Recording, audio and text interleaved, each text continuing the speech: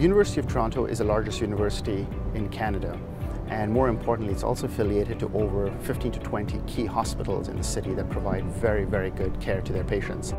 Toronto is an excellent place for medical education. It's a very vibrant city, and there's also a lot of very good research that any person studying at the University of Toronto will benefit.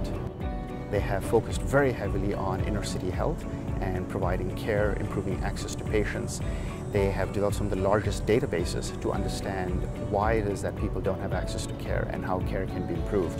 When I told them that I was interested in going to the States, they were very helpful in helping me set up electives, helping me navigate through the process of applying to the States for residency, and also making key transitions in going from being a medical student to being a resident and being a physician, providing care to patients.